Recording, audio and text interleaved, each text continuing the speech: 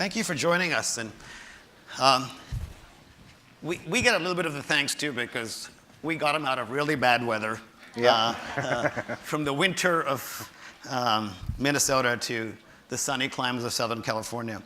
So let's just start with some sort of basics, which is how long have you been at Target now? Well, I've been there less than 2 years. I moved out from London. I was in Tesco which is a big UK grocer, for about 17 years before that.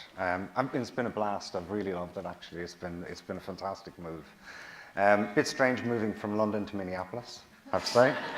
I still have to explain to my friends and family where Minneapolis is, which is kind of, you know where Chicago is, turn left a bit, up a bit. Try Irvine, it's a lot harder.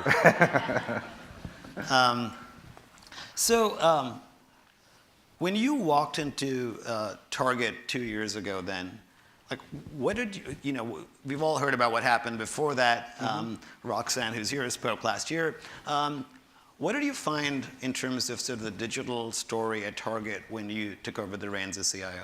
Well, I think I'd say a few things. One is that you kind of walk into Target and it's full of extraordinarily capable people. I mean, it's really, really surprising and just how capable the folks are. But I think the reality is Target has lagged digitally. I mean, we've only had our own kind of commerce website for the last 6 years. Before that, we were on somebody else's marketplace, yes. right? So it started behind some of the others, and most people had an e-commerce site since the early 2000s, so we're a good 10 years behind the pace. But they've done extraordinary work to catch up since, and now I think we can be actually very proud of what we do from an e-commerce perspective. We've got a website that actually works really well. It reflects Target as a brand. And we've got great fulfillment options.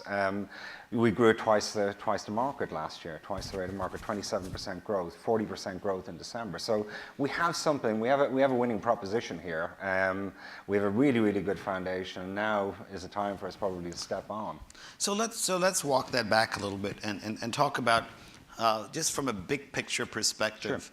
What was the retail landscape? I mean, everybody knows about sort of obviously Amazon and Walmart as being two hefty competitors, but we also see Sears getting into trouble and others as well. But how do you see sort of the competitive space in retail these days? Well, I think everybody wants retail to be digital or stores. Everybody's betting it's one or t'other.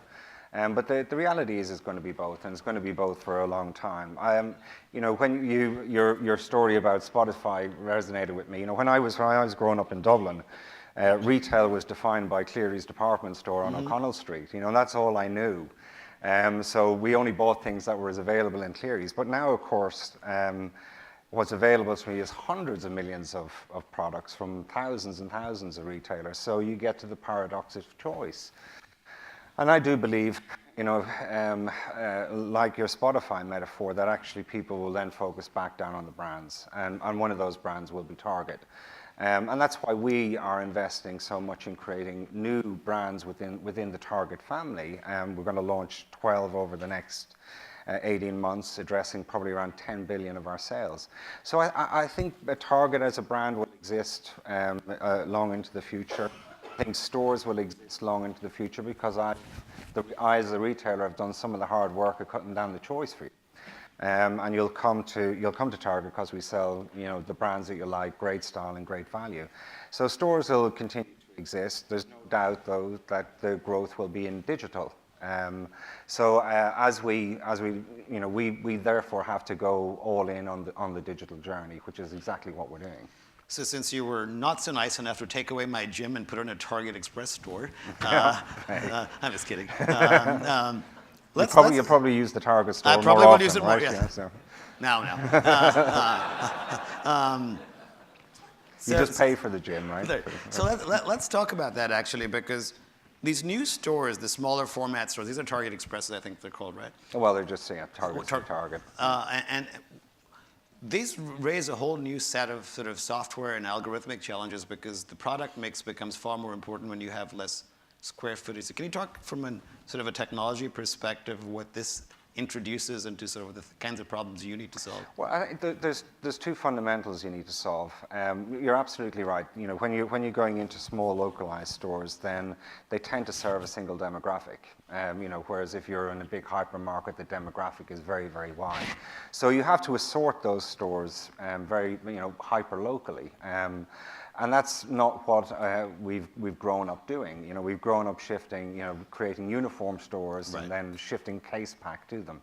And that's the other thing about these stores is that, you know, you're best off replenishing them in eaches, in single units rather than big cases. And both those things are fundamental challenges to any existing supply chain.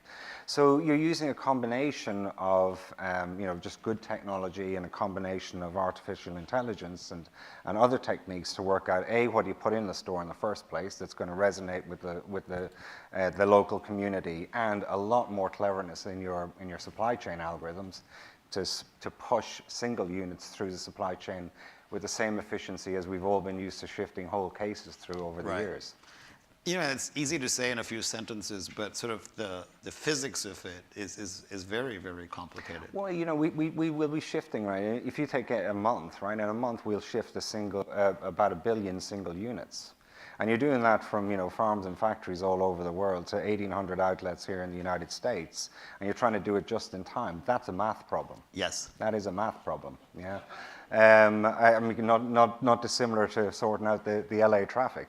But, you know, so the more intelligence that you can apply to that, the better. And, you know, you're absolutely right. You tend to layer on complexity. So you start with a simple set of rules, and then you get more data, you apply more intelligence until such a time that actually the whole of the supply chain process and all the decision making in it is automated. And that's where we're heading towards. So no human intervention. The systems order all the product. And I think that's a really powerful insight that sort of you don't see a lot of companies embrace yet, which is the notion of sort of, you know, minimum viable product, even when you're talking about a solution that you may use internally, which is what's productive today and how can we make it better over time.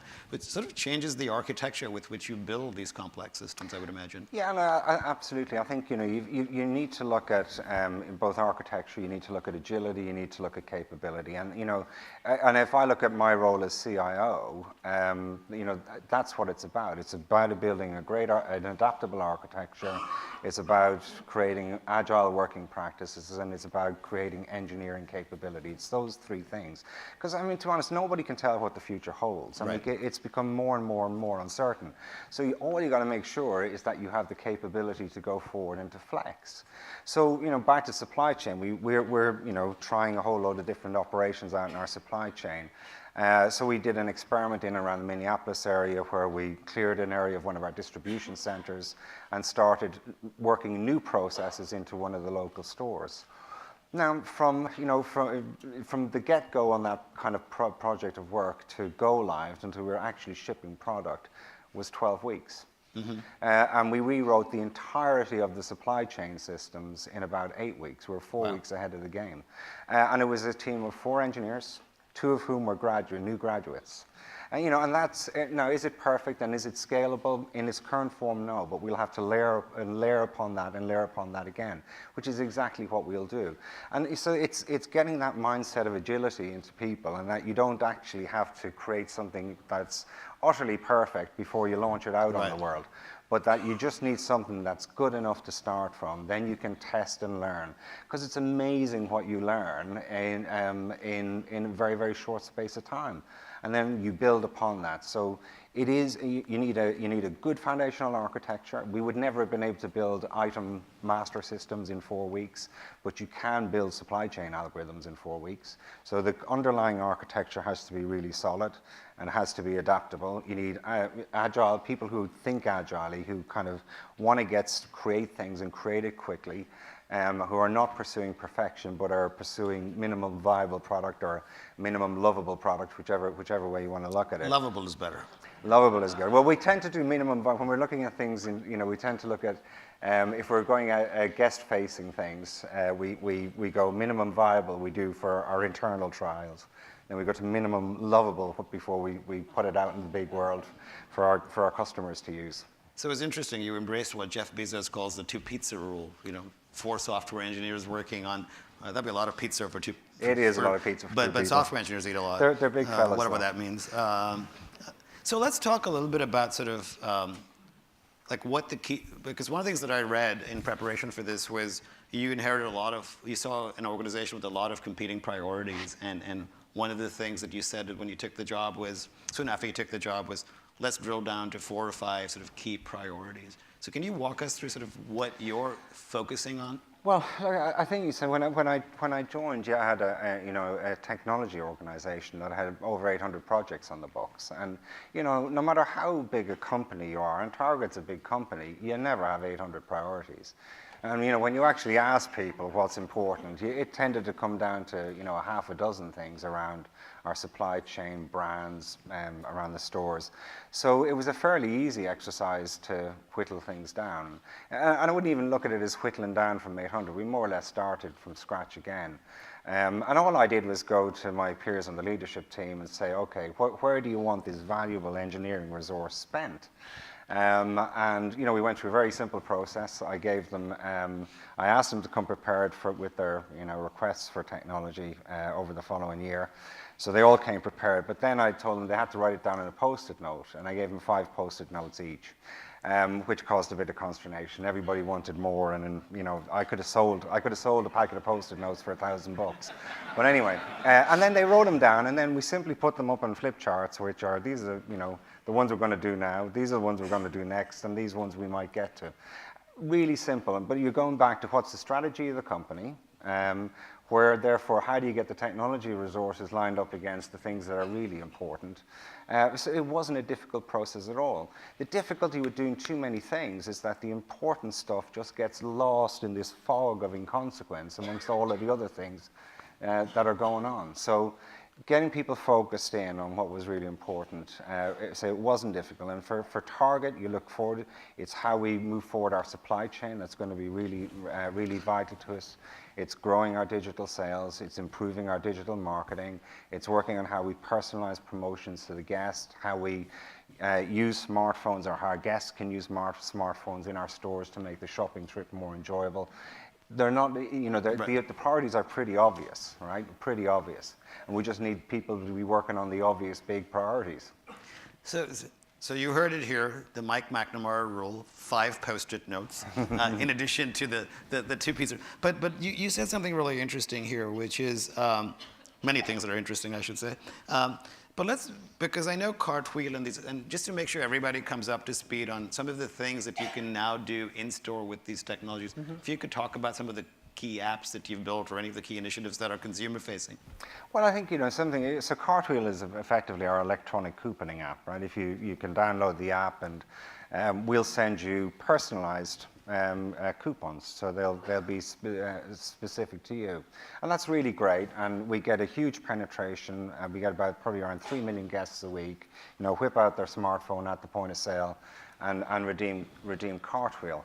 But more recently, what we've been doing is we've put beacons in a lot of our stores. So a few hundred of the stores have beacons now, and there'll be more by the end of the year.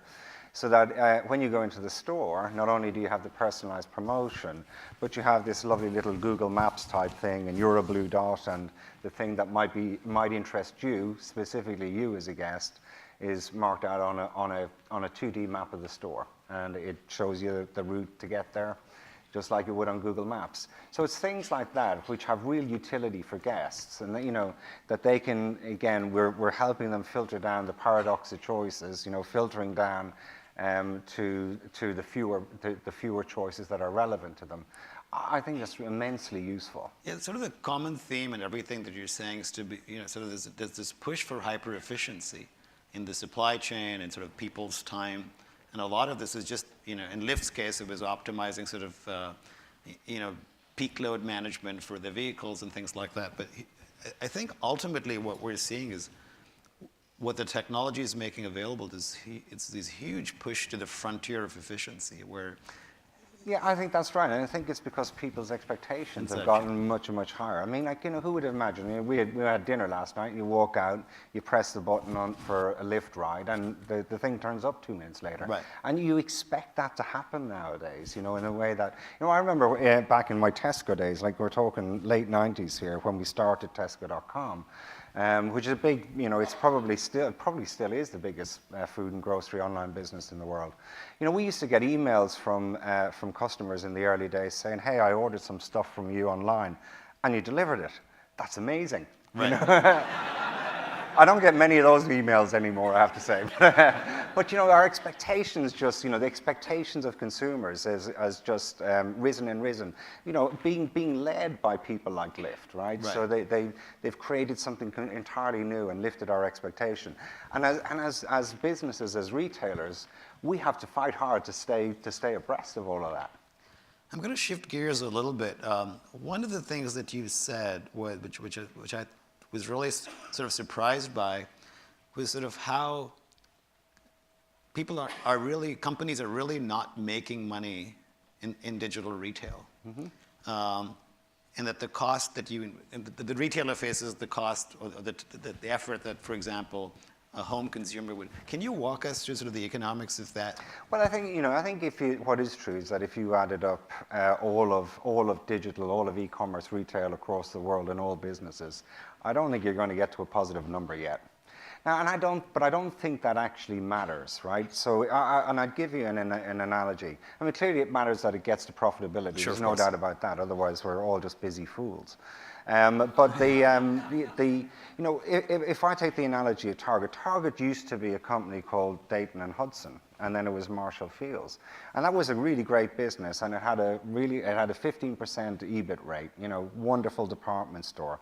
Then along came Target at a lower EBIT rate in the early 60s, and of course Target completely outgrew what Marshall's and Dayton's was. They no longer exist, and Target does. So I don't think that there's anything wrong that lower rate profitability models come along, and if they do, that they can ultimately grow larger than their parents. And I absolutely believe that that's our opportunity, is not to be scared of that. I've been in retail for over 20 years now, and in nearly through the entirety of my career, bricks and mortar retailers have been struggling with that. That actually, we got this nice EBIT business over here. There's this less profitable one over here. How do we just kind of, edge our way along that path? Meanwhile, Amazon, running by a different set of rules, a different set of financial rules, comes in and grows and grows.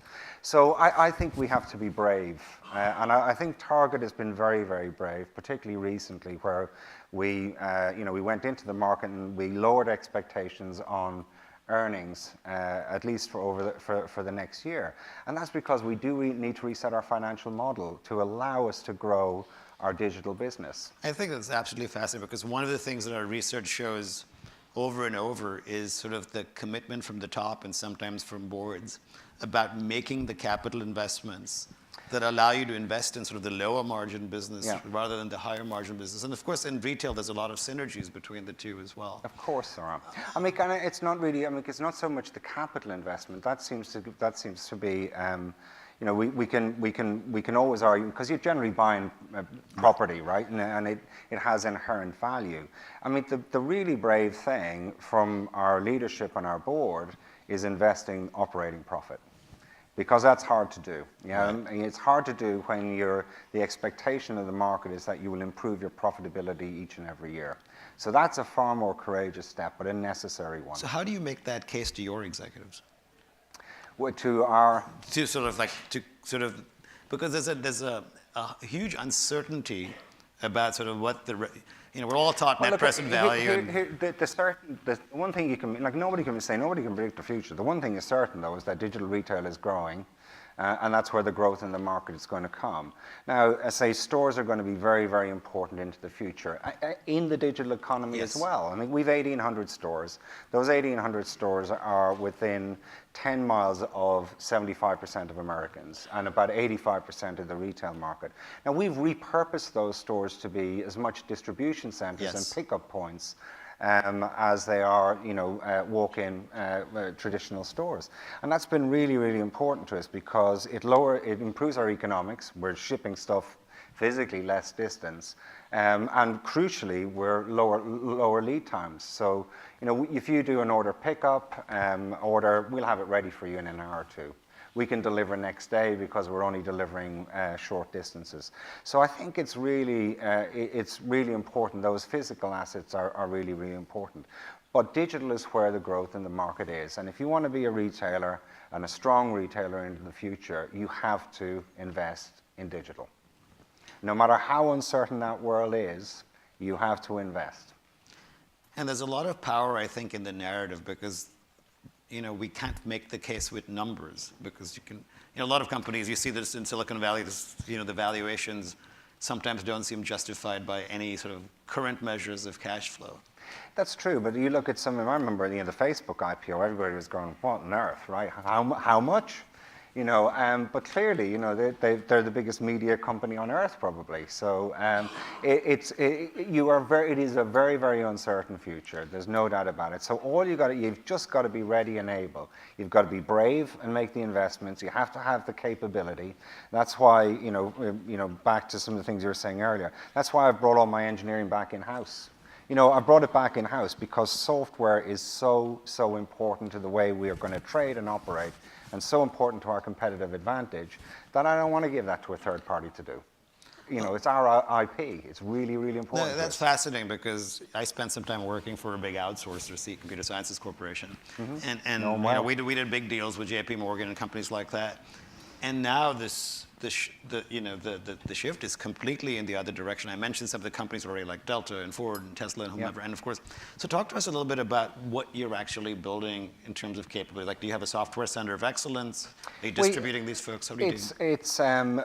Look, what I'm focused on is creating good core engineers and hiring good core engineers, people who can code Java, who can build infrastructure, who can code in all of the open source. We're a huge open source house, and that's what I need. I need people who can create computer software. So that's what I'm building, and it's not a center of excellence. It's more embedded into the entirety of the organization, and again, I think that's important. As engineers, we're good at some stuff, we're not good at others, and you need to leave the creative people being very, very creative, and then we can turn that into algorithms without a problem. So but growing that engineering capability is vital to our future. And how do you get sort of the domain know-how experts, the supply chain folks, or the merchandising folks, or the pricing folks to work with these teams? Well, the way we do work in Agile, right? So you tend to have small scrum teams, perhaps 8 engineers, and in those 8 engineers, you will have embedded somebody from merchandising. We have a product manager from merchandising who owns the software product as a whole. They're the people who manage the backlog, and so what are we going to build next? So the whole process is completely intertwined. The old waterfall process is you'd have some business analyst would go out, write down a whole load of stuff, interview a load of people, write it down. That'd be your functional spec. You'd translate it into a technical spec. 18 months later, you'd come up with something that everybody hated and didn't really work anyway. So this way, and this way there are no handoffs. I mean, they're completely the merchants, the supply chain guys are completely embedded in the software development process, which means that again, you iterate, you learn, you can change things on the fly, and it's a much more productive way of working, and the results don't fail. So please prepare for questions. I have one last question for Mike, and then I'm going to turn it over. So runners, please get ready and please raise your hands. So the last question for you, for me anyway, is what's the right leadership structure for digital transformation? Why are you asking me? No, there's no set model, right? I mean, it's all very new to us all. So I don't think there is a set model, a single model. Now, as it happens, I'm CIO and I'm CDO of Target. So all of the Target.com P&L is mine. But that's just one model. There are tons of others. You kind of think that I personally think CDO, CIO, they're transitionary roles. I think as I've seen executives and younger executives come through the business, and who are right up at EVP level now, who actually have a really good understanding of technology. They may not be able to sit down at a keyboard and knock out a program in Groovy or something, but they do actually understand and appreciate what it takes to build software. So I think I'm an endangered species. Yeah, my role ought to go away. It ought to be just part and parcel of every executive's job. And between now and then, there'll be lots of transitionary type organizations. Excellent. Questions for Mike? One over here.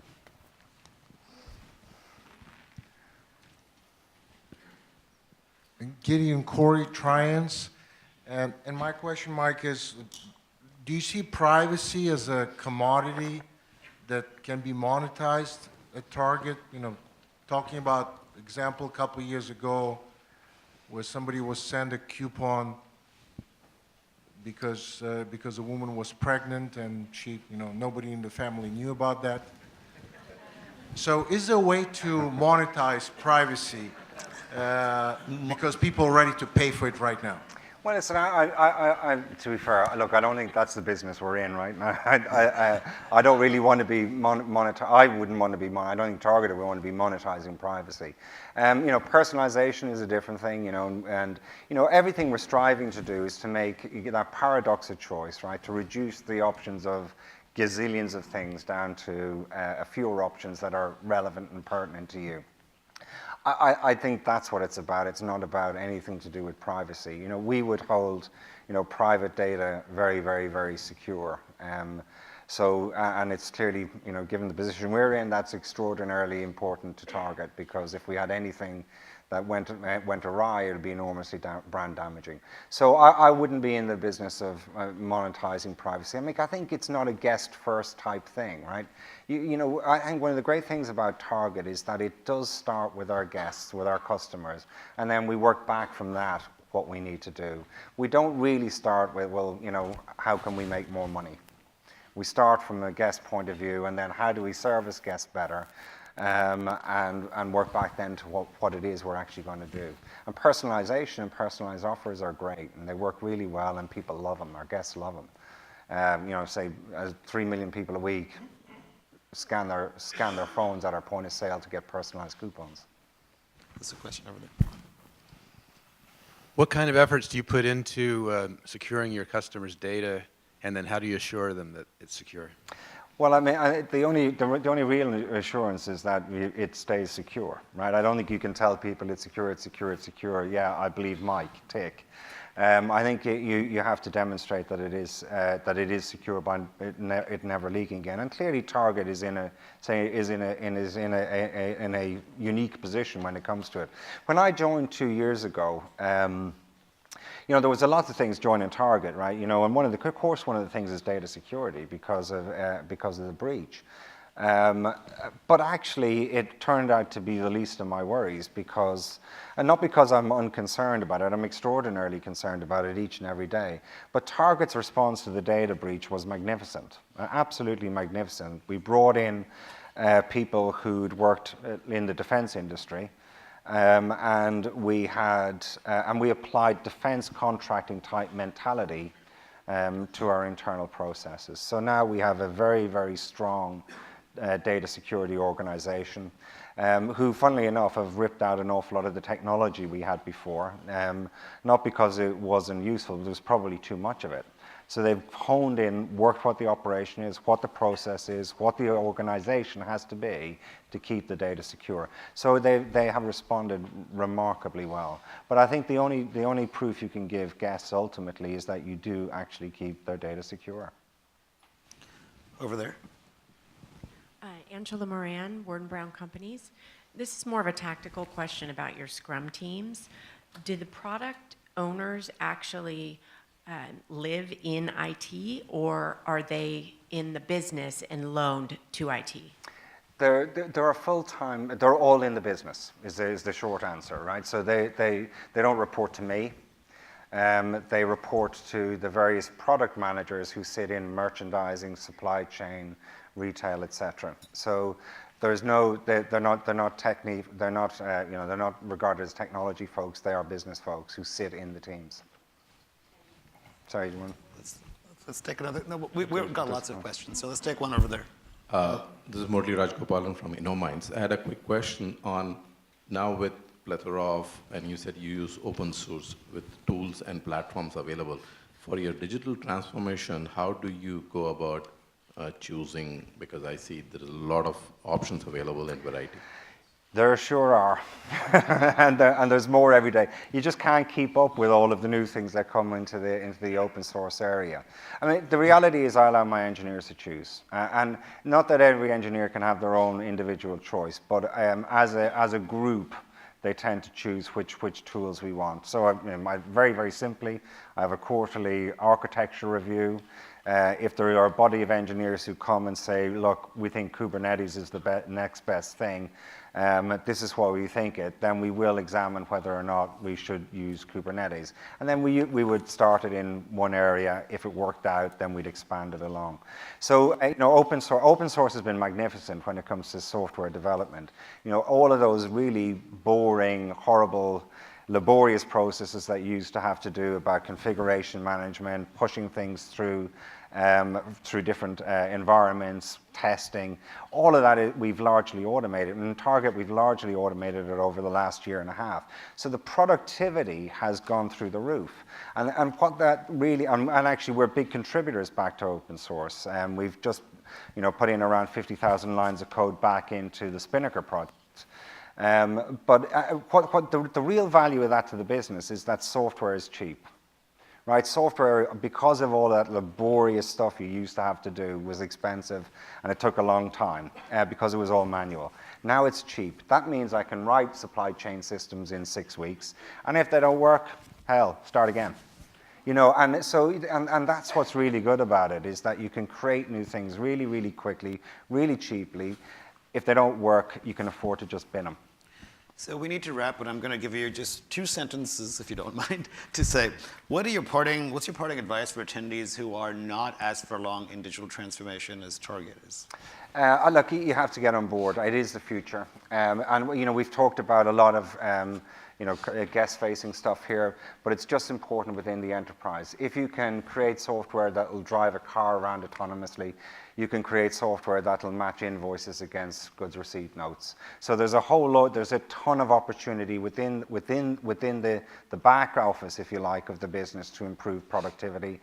If you're a guest-facing business like Target, clearly it is essential. And if you don't invest, you won't survive. Well, with that, let me thank Mike for a fascinating discussion. Thanks,